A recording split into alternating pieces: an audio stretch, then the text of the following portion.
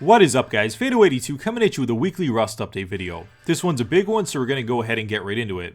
Wooden shutters have been added into Rust. They're a non-default blueprint, they're going to run you 200 wood per pair, and they offer increased cover and privacy to help Newmans to better survive the harsh landscape of Rust.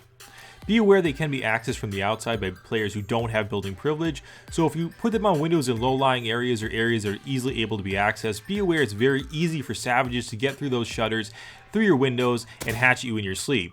To mitigate against this, go ahead and place the pre-existing window bars behind those shutters to offer you increased privacy and protection. Embrasures have been added to the game. These are bunker-style windows that come in two different shapes, one horizontal and one vertical. This gives us back some of the functionality that was much missed with the removal of the half block last week. And if you guys want to find these, they're going to be non-default blueprints. They're going to run you 200 metal fragments per embrasure, and they have 500 hit points each. You simply place them on open windows and they will snap in place. You cannot integrate these with shutters or window bars, so keep that in mind. When using them, they function like the shooting ports that we made with the half block previously, and they actually have more functionality now because there is a vertical one as well as a horizontal one. This is a really much needed addition to the game, and it's really great that the devs listened to us last week and brought back that functionality that we really wanted. And you're going to notice this week that the gun game has received a slight iteration. The bullets now do slightly less damage than they did before. The AK-47 has noticeably more recoil, and that's something that you guys want to bear in mind. It's still a very powerful gun to use, but instead of going full auto and shooting people across the map, you're really going to have to time your shots a little bit differently and get used to that. Overall, guys, guns are going to be a little bit less common in terms of the early game. The guns that spawn now in rad towns have very limited durability. They're almost broken when you get them. So what that means is before they're able to be repaired or new ones are able to be made, the Newmans will only be able to use it about 5 to 10 times before it breaks completely. That's going to increase that early and mid sort of primitive stage and is really a much needed gameplay mechanic that they've added in. What you guys are looking at right now are the skins for 3 new bolt action rifle skins that have been added into the game today.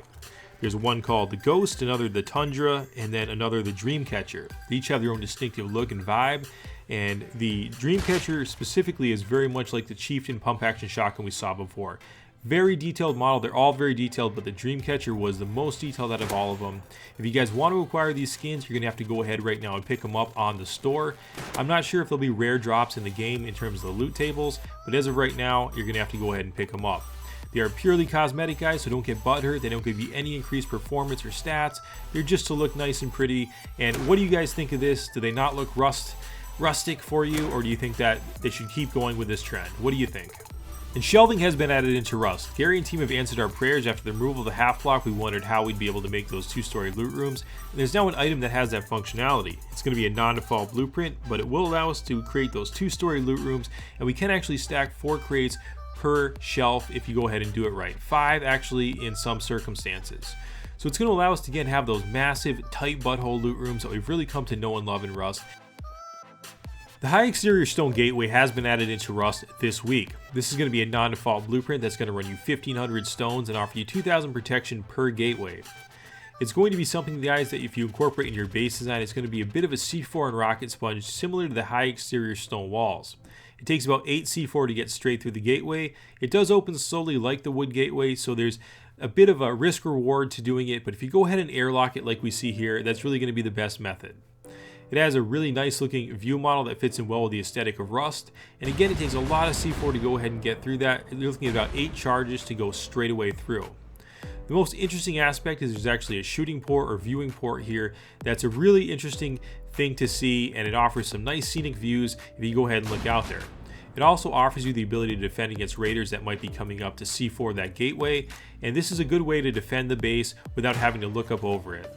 It's not going to offer you the best vantage point out there, but it's just about effective to go ahead and defend against people if they're outside. Be aware small items like stones and spears can come through there, so if you guys are outside, keep your heads up. Lots of stuff can come flying your way.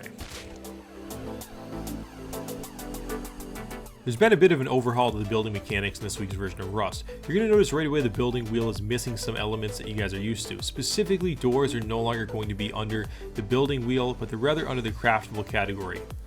Right off the bat, you will be able to craft all the doors, including the highest tier armored door, so you don't have to worry about finding blueprints for these. If you guys do go ahead and craft it, you get what you get, and you can no longer upgrade it with the hammer, so that's something that you guys want to keep in mind. Another huge change to the building in this week's version of Rust is that pillars can only be placed in the middle of foundations at this point, and that's really going to change the way and mix things up in terms of how players build. The bow has received a bit of a buff, and headshots have a much higher damage modifier in this week's version, so you guys are going to notice if you're landing headshots with the bow, you're going to have much better results than you did previously.